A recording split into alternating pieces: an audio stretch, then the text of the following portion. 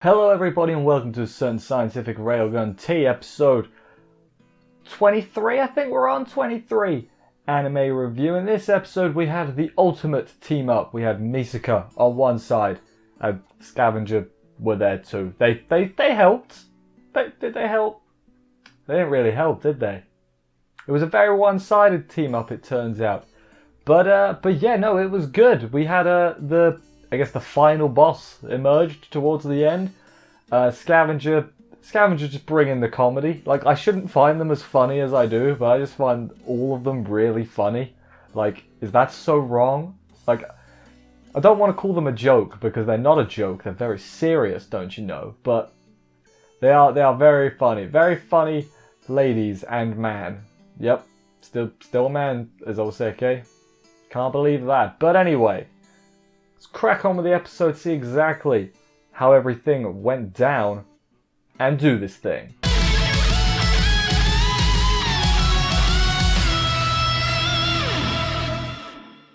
The episode begins where we picked off last week, with Misaka finding the other three members of Scavenger after kicking the crap out of Seke, basically.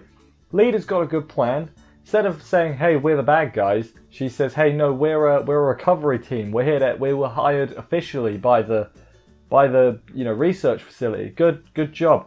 Really working to convince her they are good people. Naru though is Naru about it. She is just like, what are you talking about? We broke it. What are you guys on about? And they're like, shut up, man. You just believe in us. It's working.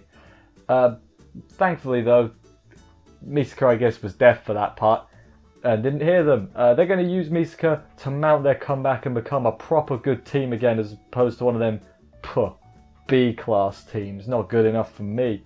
The other two go get Seke while Leader negotiates with Misaka, basically just because Naru is going to cause trouble if she's there.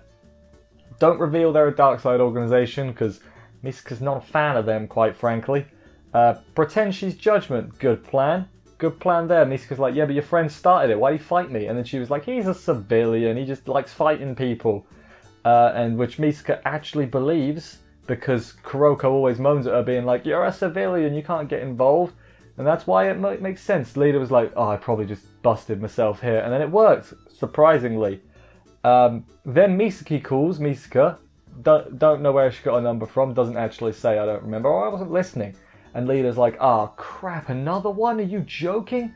And then gets worried because, of course, Misaki, brain power, literally. She's like, right, if Misaki Shoko gets here, our plan is ruined because she can read my mind and she'll know I'm lying, which is not good. So let's not do that. And then she's all like, how about let's not do that. She reveals her ability, does Leader, because saying, hey, mental type espers, get in the way of my ability, so it'd be helpful if she didn't come here. And then like, oh, okay, guess that's fine. Anyway, calls in to give some information, I guess. This institute has an airship, and on that airship is a bunch of data, so that's pretty important right there. Then after they hang up, Leader talks up Misaki thinking, hey, I'm going to say your partner's really cool so that, you'll like me more. However, of course, Misaka and Misaki are not best friends, even though they are. They're best frenemies is how I describe them. And Misaka's, here's all this charity work or whatever Misaki's done. It's like, could she actually be a good person? But that doesn't make sense. That doesn't make sense at all. And then, of course, the final test, I guess, Leader gives Misaka a Gekura walkie-talkie, and Misaka's like, why would you get this character? Like, as if, like, and Leader is just the whole time overthinking everything, like, oh god, the next thing I say is going to determine whether I live or die. She says, yeah, I don't know much about it, but, it's pretty cute, isn't it? And then Misaka's like, you have excellent taste, my friend. I see you are a woman of culture as well. And they're best friends, and they get going, and Leader's all like, I think I peed a little. Don't know how much of this is due to being absolutely traumatized by Accelerator, thinking now that all level 5s are going to wreck them, or if that's just how Leader is. But the gist of it is, hey, they got a working friendship now, teamwork makes the dream work, as they say, and they're going to team up to beat the Doppleganger, if they can anyway. They used Leader's eye ability to locate the Doppelganger and found it. Trap it in a little concrete cage, does old Misaka. Doesn't work too well. Almost gets a head blown off by some debris, so that's not good. And then an explosion happens and Misaka saves Leader, from the explosion. However, the face mask goes missing, and I was just like, oh my god. Like, for some reason in my head, I thought under the face mask, Lida was going to be, like, horribly deformed, but she's just like a normal person. So it's like, so why do you wear a face mask all the time? I mean, it's clever. It's a good idea for a, you know, technically, like, are they criminals? We'll call them a criminal organization with, you know, dark side. It's a bit up in the air. We'll call them criminals, though, to wear something to cover their face. Makes them less easily identifiable. So it's a good idea, but I just, for some reason, thought she was going to be horribly deformed, but she wasn't, is the gist of it. So the Doppelganger is heading towards a radar facility so it can locate the airship, because if it blows up the airship, it might affect the soul somehow, because that's where all the data is or something, I think they were saying. Sure, that's not how souls work, but it's not exactly the soul, is it? It's like a weird... I'm not going to go into it. That's too smart for me, okay? Leader says, hey, redirect Doppelganger over here to this warehouse, which is where they've got to take the Doppelganger, you know, for their job.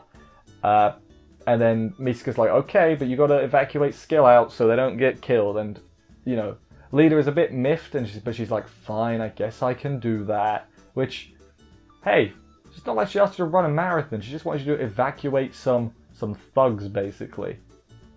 Is that harsh? No, it's not harsh at all, is it? Leader, of course, tells the other two to do it. Basically, Naru and the other one, Yakimaru. Yakimaru is the genius, by the way. She puts on this, like, cute girl shy act, which is, like, the best. And basically tells them there was a horrible accident that the facility did, and they don't care if all of you die, so you must evacuate quickly, because I risked my life to get here to warn you all, and everything. And of course, it works. They go get everyone evacuated, because it's a genius plan Yakimaru came up with. And it's like, Naru, just see that? That's how you do it. And it turns out, even tripped Naru. Naru's like, who hurt her? I'll have him. And Yakimaru's like, I was pretending, you dope. I don't think was Naru this stupid in Accelerator? She feels like she's gotten way dumber for here. Maybe Accelerator knocked a few brain cells loose, because boy, she's not too smart anymore. No smarts, no smarts at all. And then a very brief section with Misaka. Leader calls, like, alright, we dealt with Skill out, it's all yours now. And Misaka goes to fight the Doppelganger, and he's all like, hey, I fought a rock monster before. Are you related? The rock monster before. Took me a while to remember. It was Gollum Ellis from Sherry Cromwell at the end of Season 1, which was a long time ago. God, it was a long time ago. We go to the warehouse where Scavenger report to the client, I guess, or their informant, whatever you want to call her, basically saying, hey, Doppelganger's out there. You hear all that shaking outside? That's the Doppelganger. You didn't inform us of what it could do, so, you know, you guys are the bad ones here.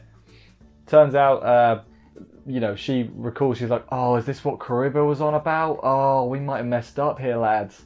You know, whatever. Try to leave, because this obviously isn't what they signed up for. They try to leave without not paying Scavenger, I guess, giving them the recognition, confirming they complete the job, and the leader's like, you sign this thing, or else, you know, we're done if you don't sign this, so you are absolutely going to sign it. Yep, they sign it. I think it's fair to say that's a good plan. And then Scavenger will speed off in the Naru mobile. Turns out Naru's paper can turn into a car, and they just speed off into the wilderness, which, okay, didn't know it could do that, but that's I mean, do you have a driver's license? You don't look old enough for a driver's license. Do you need a license to drive paper? It's still a car though, like they're on the road. I'm asking the real questions here. But yeah, then on their way, Leader looks at the Gekida thing and is like, oh, remembers Misaka being all nice to her and worrying about her health and all that, and it's like, well, sorry Misaka, we've done our bit. It's, you know, we're off later. We've completed our job. You're on your own now. So that kind of sucks for Misaka. And in her thing, they were both like, yeah, we need to work together, or neither of us stand a chance. So it's like, well, I guess Misaka's going to die then, you know. And there's no proof that she doesn't die. She very well might die. Who knows? Then we go to the Lone Ranger herself, Misaka. Don't know why I called her that, but it fits, I guess. Herself, she's shooting off railguns left and right. I think she only shows off one here, but hey, it was a railgun that didn't end the fight, and how often does that happen? Yeah, she's blowing it apart, but it's attaching itself again. it's coming from behind her. There's rocks launching at her. It's pretty good actually. Haven't really talked about it, but the big doppelganger monster thing is CG, which is to be expected. I don't think anyone is surprised at that. And honestly, I know people like to give CG a hard time. I don't think this looked that bad at all. Like, I've seen far worse CG. This looked fine. Nothing. It all fit. It didn't seem off ever. Which maybe that's just me. Maybe I'm used to it. Who knows? But that's just what I thought about it. Anyway, Misaka's quickly figuring out how her ability works, the doppelganger, as it's going on, the possession, and then Doppleganger is like, okay, well this wasn't even my final form, so I'm gonna kill you now. And gets even bigger and turns into like some Godzilla looking mofo, giant thing. The researcher at the facility is like, oh my god, and because he sees it as well from the distance. And yeah, it's a giant monstrosity that Misaka's like, might be in trouble. The thing I am worrying about, because it is CG, is when, presumably, I can't actually remember from the manga, presumably she's going to climb that thing. And like when you have the 2D and the 2D characters and the 3D characters interacting, is when it kind of looks a bit janky. So maybe it could be fine, but let's keep an eye on that, because so far it looks fine. But it's worth watching. That is for sure. Also, they did some cool camera angles with it too. I'm not a technical expert of this kind of stuff. I just know it looked good, and I was a fan of it. And the lightning effects were good on the railgun as well. Lots of good stuff. But that was where we ended the episode. It was another good episode. Scavenger were funny. Misaka did cool things.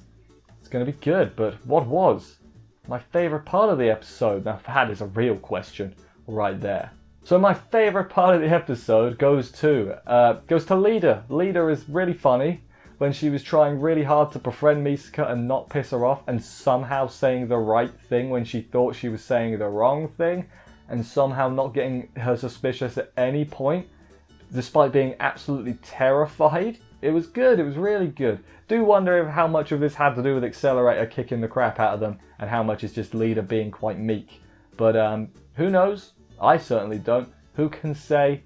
Certainly not me. Probably the wiki person. The Index Wiki man probably knows. But yeah, no, this episode was another good one. Feels weird that we're towards the end because, obviously with the delays and everything, feels like it's been going on forever, and it's still quite good. Don't remember Dream Ranker being this good, so I guess that's a plus. I'm liking it more than I did when I read it, so that's a good thing. That is a good thing right there. Anyway. Thank you everybody for watching this review. I hope you enjoyed it. If you did, please consider subscribing and stuff. For more reviews, that would help me out a lot. I will see you next week for another episode of this. Take care, and bye guys.